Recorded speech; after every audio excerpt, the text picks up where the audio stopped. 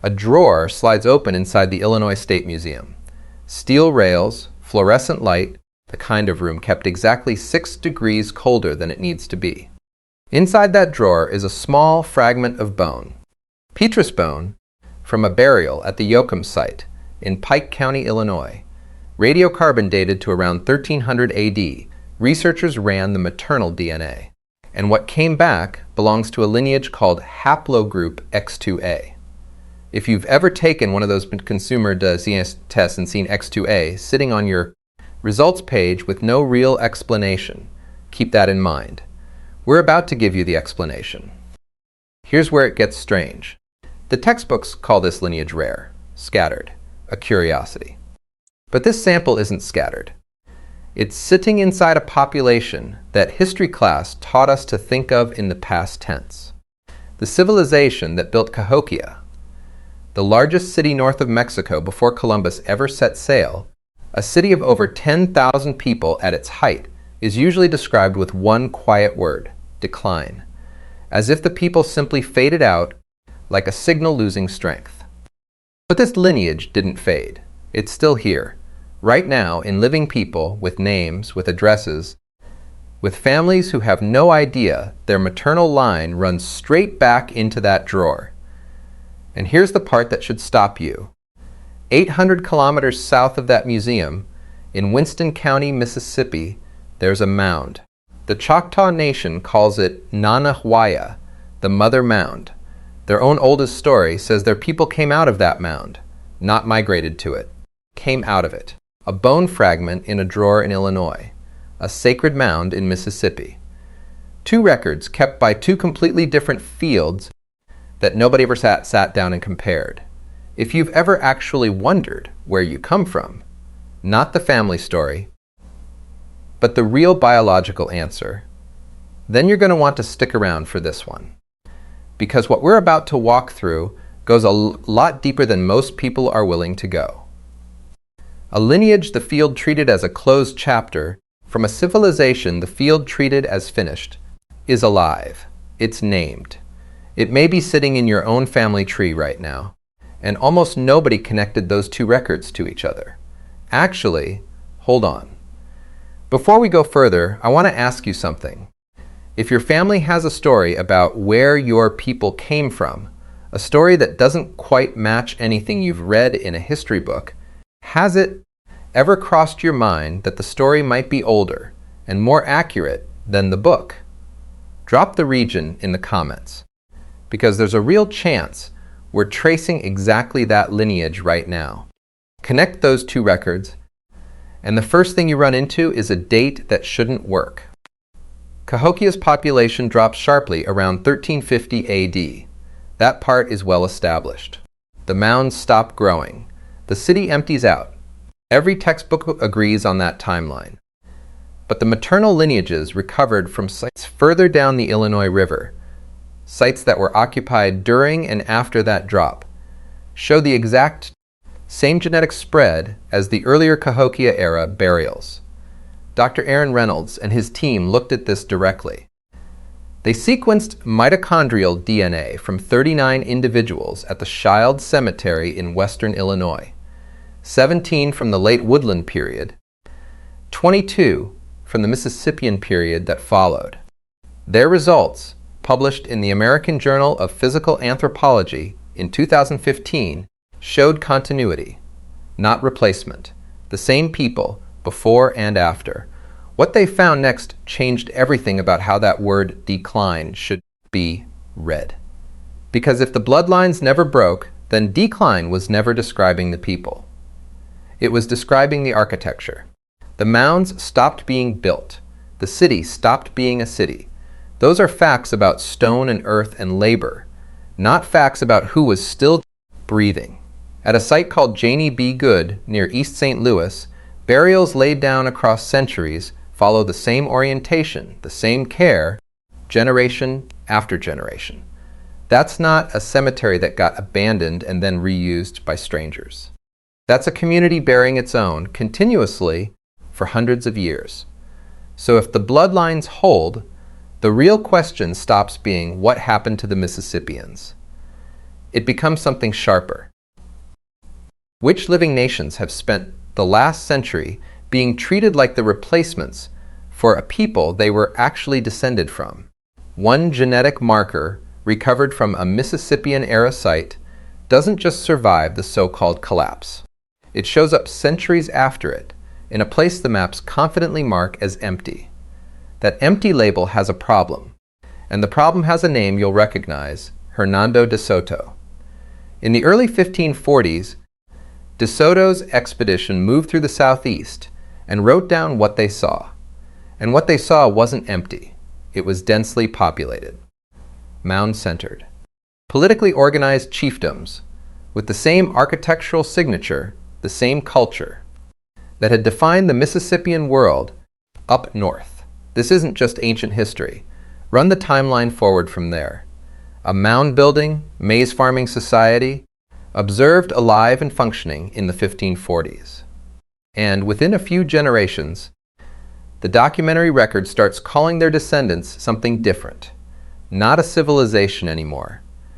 A confederation. That word is doing more work than it looks like it's doing. A confederation implies people coming together from separate places with separate histories who didn't have much in common before they joined up. But if the genetic and cultural line from Cahokia to the chiefdoms De Soto walked through to the historic Choctaw, Chickasaw, and Creek never actually breaks, then confederation isn't describing people who were assembled from scratch. It's describing people who reorganized after something catastrophic. And that brings us back to Nanih Waiya.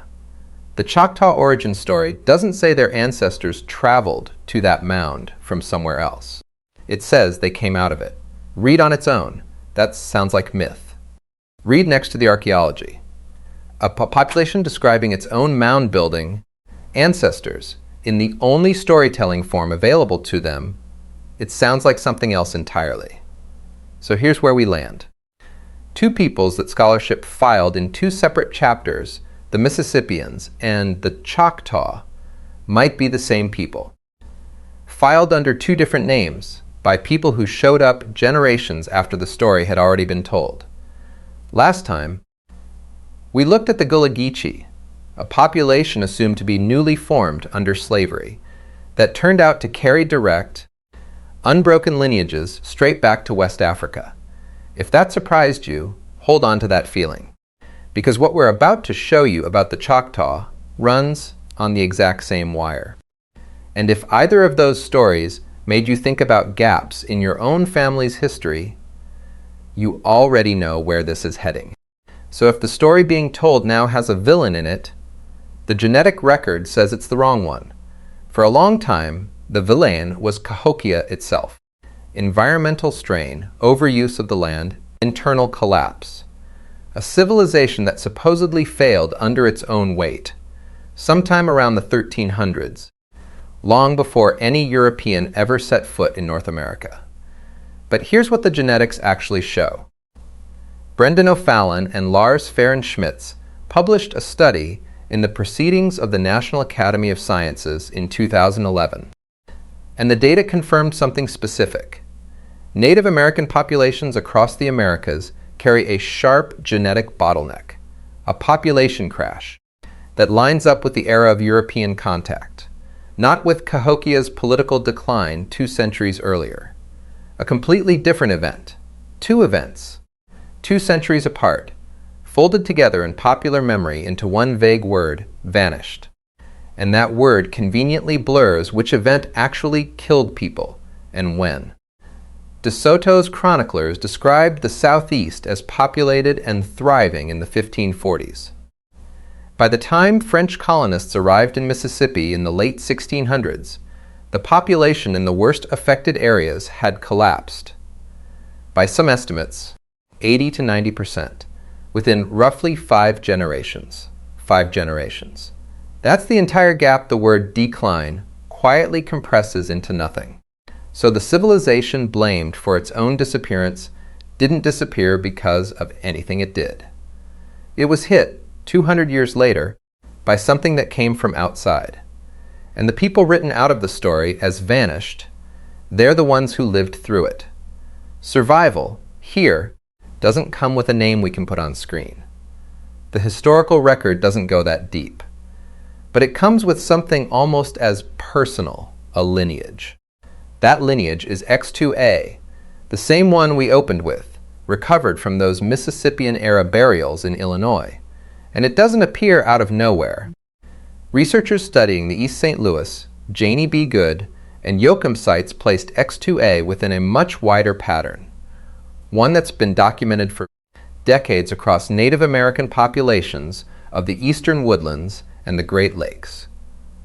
This isn't a lineage that showed up late. It has deep roots across the continent. This isn't just ancient history. This is in your DNA right now. If you've ever taken one of those consumer ancestry tests and seen X2A listed with no context, this is the context. This is where that label has been the entire time. Once you see it that way, a haplogroup stops being a category on a printout. It becomes a witness. A maternal line that was present at Cahokia's height. Present through the fragmentation that followed. Present through the catastrophe that came 2 centuries later. And present, right now, in someone's test results, someone who has no idea what they're looking at. The Choctaw Nation of Oklahoma and the Mississippi Band of Choctaw Indians both trace their documented history back to communities centered on that same Mississippi homeland. The homeland built around Nanih Waiya. Everything I just told you, hold on to it. Because it's about to mean something completely different. A mutation carried only by the direct maternal descendants of people who lived through Cahokia's rise. Its fragmentation and the catastrophe that followed exists in living people today. People who have never been told what they're carrying. So, telling the full story of what they're carrying means going back to the moment everything almost stopped. And at first, this looks like the kind of story that wraps up clean. The lineage survived. It's unbroken. The descendants of Cahokia's world are the historic and modern Choctaw and their neighboring nations, and the genetic record backs it up. Case closed. Story complete. You could end the episode right here and it would feel finished. But here's where it gets strange. The same bottleneck data that confirms this lineage survived also tells us something else. A population crash that's severe doesn't just reduce numbers. It reduces genetic diversity within the survivors, which means the X2A lineage that made it through wasn't the same lineage, in the same form, that existed at Cahokia's height. It came through narrower, smaller, more closely related to itself than it had ever been before. So, continuity, yes. Unbroken, yes. Unchanged? No, they're still here and they survive intact are not the same sentence. The first one is true. The second one quietly erases the very thing this episode has spent 5 segments uncovering, just as thoroughly as the word decline erased the epidemic in the first place. A reduction in diversity like that isn't an abstract statistic. It's the genetic signature of a population so small, for so many decades, that close relatives were sometimes the only people left to marry. That's not damage.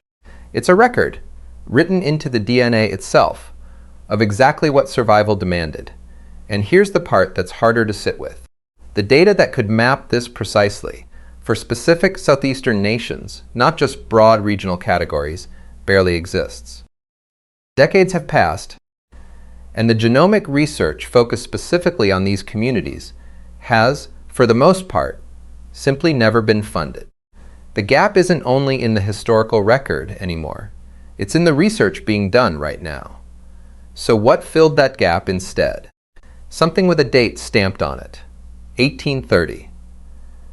That's the year of the Treaty of Dancing Rabbit Creek, the agreement that required the Choctaw Nation to give up its remaining homeland in Mississippi and relocate to Indian Territory, the beginning of what later generations would call the Trail of Tears.